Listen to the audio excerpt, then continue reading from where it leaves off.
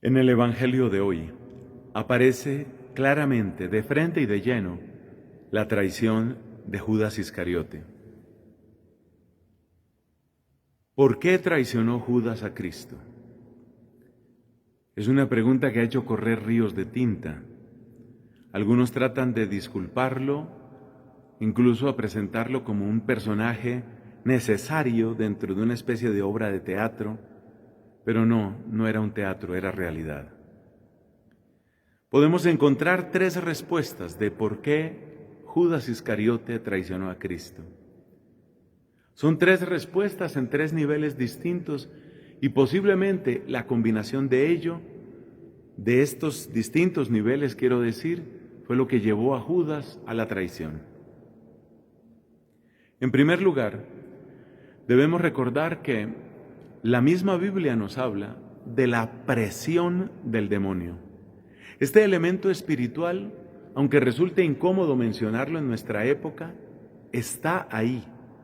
Estuvo en el caso de la traición de Judas y sigue teniendo su acción en nuestro tiempo.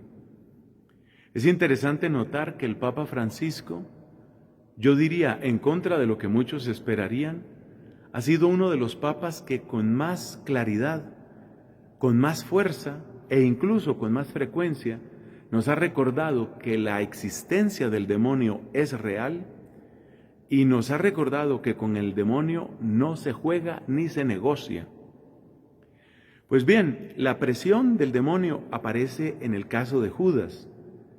Esa presión del demonio es comprensible por el odio casi infinito de esta criatura de perdición en contra de nuestro Señor Jesucristo, en quien veía un ser luminoso y sobre todo absolutamente fiel a Dios. Entonces ese es un factor, y de ese factor tenemos que defendernos también nosotros.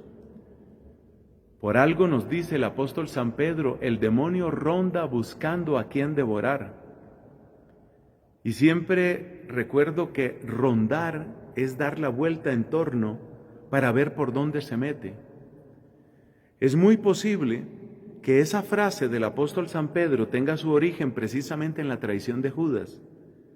Reflexionando años después sobre los acontecimientos de la pasión de Cristo, Pedro cayó en la cuenta de que el demonio les estaba dando vueltas hacía mucho rato, que el demonio buscaba por dónde meterse y que precisamente cuando encontró una grieta, y esa grieta fue el corazón del Iscariote, entonces por ahí atacó al Señor. Ese es un factor. Pero hay por lo menos otros dos. Otro factor es el descuido persistente, es decir, el ir resbalando. ¿A qué me refiero con esto? En el capítulo 4 del libro del Génesis se nos presenta el drama de Caín.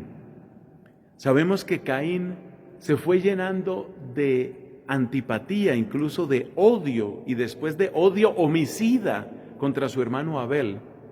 Pero antes de que cometiera el crimen, Dios le habló a Caín y le dijo: el pecado está acechando a tu puerta, pero no es más fuerte que tú lo puedes dominar.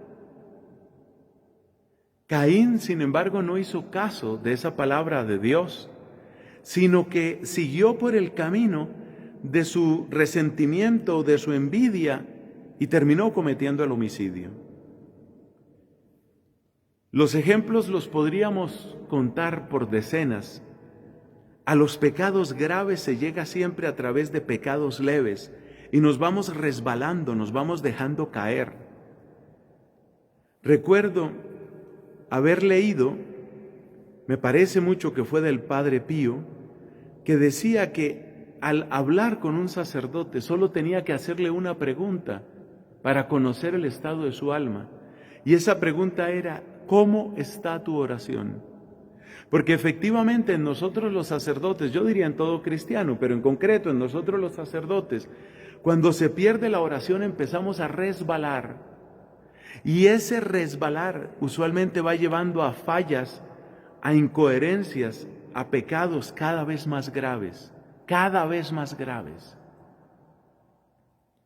Entonces Judas fue uno que fue resbalando, y se nota eso porque, por ejemplo, cuando aquello del perfume en Betania, Judas comentó, ¿para qué se desperdició este dinero? Y el evangelista dice, no es que le importaran los pobres, porque Judas dijo, oh, si hubiera podido hacer una obra para los pobres con eso.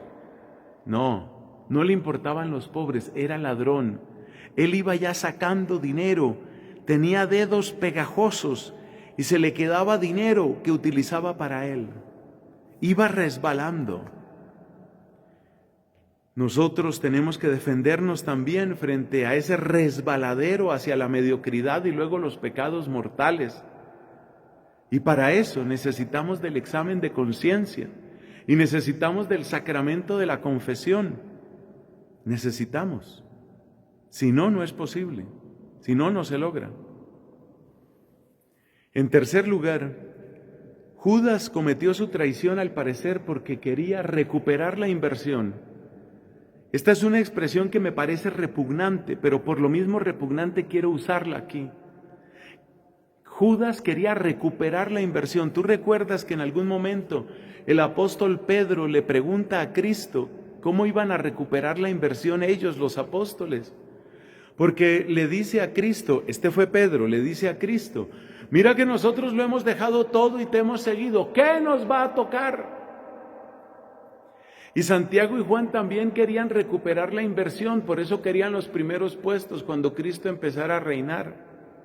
Recuperar la inversión. Pues la manera de Judas recuperar la inversión fue preguntando a los enemigos de Cristo, los sumos sacerdotes, ¿qué me dan ustedes si yo lo entrego? Es decir, el esfuerzo, el tiempo, la energía que he gastado, yo la necesito recuperar.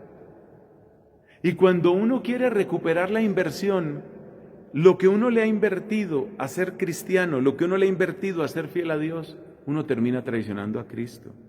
Por eso no hay otra manera de amar en realidad a Cristo, si no es la manera de Santo Tomás de Aquino. Cuando Cristo le preguntó ¿qué quieres como recompensa? Y Tomás dijo, nada, nada, solo te quiero a ti, Señor. Non nisi te, Domine. Esa es la frase de Santo Tomás. Y estas son enseñanzas que debemos sacar de la traición de Judas para nosotros cuidar nuestra vida cristiana, cuidar el tesoro de la amistad con Dios. Amén.